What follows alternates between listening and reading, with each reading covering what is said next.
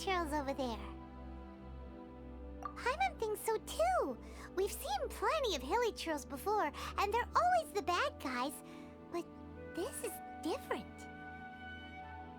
Uh-oh. This is right by the Wangshu Inn too. The guests are in great danger. Now that we've seen it, if we don't do anything about it, Paimon will feel really guilty. Let's go take care of them. Yeah! Someone!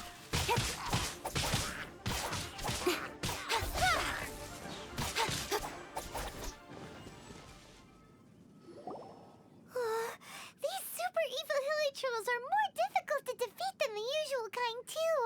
Hey! Seems like people are gathering over there. Wonder what they're doing. Whoa! See that guy in the mask? He scared off all the hilichurls. Oh, you mean like Xiao? Now that you mention it, this guy's mask is kind of similar to the one that he wears. But the magic he was using seemed even more adeptacy than Xiao's. Shall we go say hi?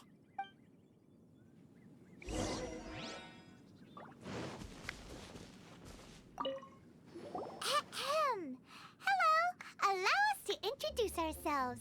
Please, if you're here to thank me, there's no need. Cleansing the world of evil is the duty of the Adepti. Think nothing of it. I certainly don't. Wait, who are you? One had assumed you were followers, but on closer inspection, it seems that we have not met. My name's Paimon, and this is my sidekick. One sees. One too shall introduce oneself, for it is good manners to comply. The one before you is the Adeptus, Master of Stars, though one is better known to one's followers as Star Snatcher. One descended from one's mountain abode to cleanse the world of evil, whereupon fate saw fit that our paths should cross. Now, tell me that which you wish for. Our wishes? Paimon thought that the Adepti and Leela were just really good in battle. You mean you can grant people's wishes too? There are different levels of Adepti. Are not the stars loftier than the mountains, clouds, and moon? Yet, it is unbecoming of an Adepti to boast of one's powers. One would have you first speak to one's followers, and only then make your verdict. Have you seen the Master of Stars in action? His power truly hails from the divine. I believe that now, there is finally some hope for my ailing father. Watching him use his magic is all the proof you need. A true Adeptus, no doubt about it. Not long ago, I sought some medicine from him on behalf of my ailing father.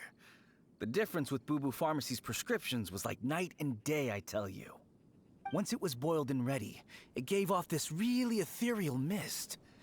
Seemed pretty adeptal to me. Could have also been because there was mistflower in it, though. Adepti medicine is surely the most potent.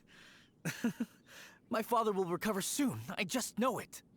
Sure, you have to make some sacrifices if you seek help from an Adeptus like the Master of Stars. I had to give a few antiques as offerings. But my father's life is worth much more than a few old relics, right?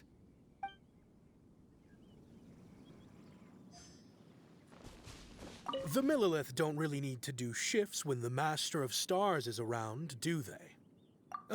I'm a merchant, and I had an especially valuable batch of goods that needed transporting recently.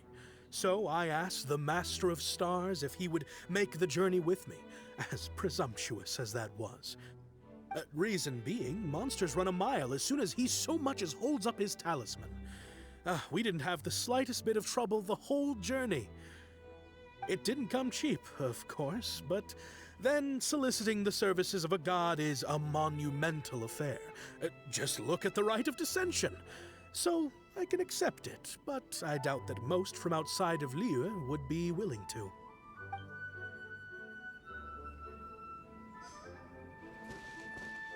Finally, a life full of hope and purpose. Oh, are you believers too? After my fiancé had been left, I cried every day. But then I turned to the Master of Stars for help. At his suggestion, I started burning paintings of my fiancé and casting the ashes into the ocean at sunrise. I can't explain it, but it really worked. I know in my heart that he'll return. This is not some sort of positive thinking trick. I'm certain of it. I'm so overjoyed that I gave a portion of my wedding budget to the Master of Stars as an offering. After all, if not for him, I wouldn't be getting my fiancé back, in which case I wouldn't need it anyway.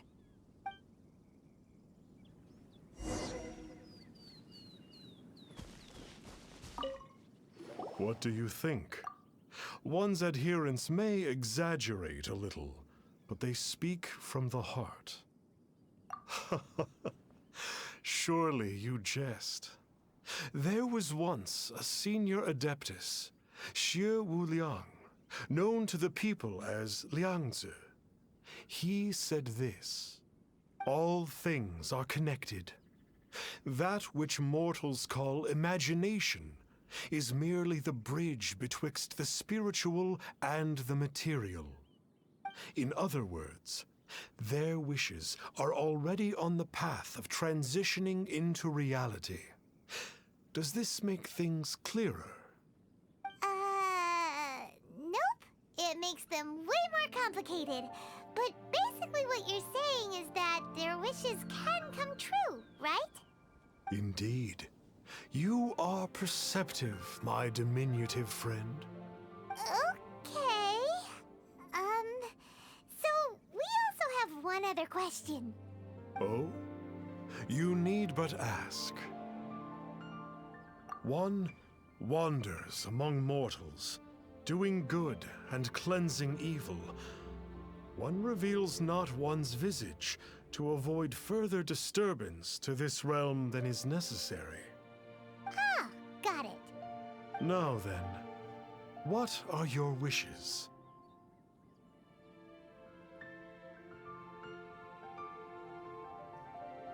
Now, hold on a second. What about your brother? This is a common mortal sentiment. That you hail not from Liu is manifest in your appearance, but one senses their materialistic influence upon you. So be it. This wish is not beyond one's power to grant. But first, one must see some proof of your faith. What's that supposed to mean? The way of the Adepti cannot be grasped from words alone. One must seek the profound truths that lie beyond them. Should you fail to perceive one's hidden meaning, then regrettably, one may lend you no aid. What do we do? Paimon doesn't understand him at all. Oh, that's right! Some of those believers mentioned that they had to pay a pretty sum for the Adeptus' help, didn't they? Well, Paimon's not forking over anymore, and we don't have anything valuable enough on us. You don't even have a vision. Hey, why don't we make him a tasty snack? No one can resist the temptation of good food, can they? Yep, a tasty snack is sure to work. Why don't we head over to Wanwen Bookhouse and see if they got any new recipes in?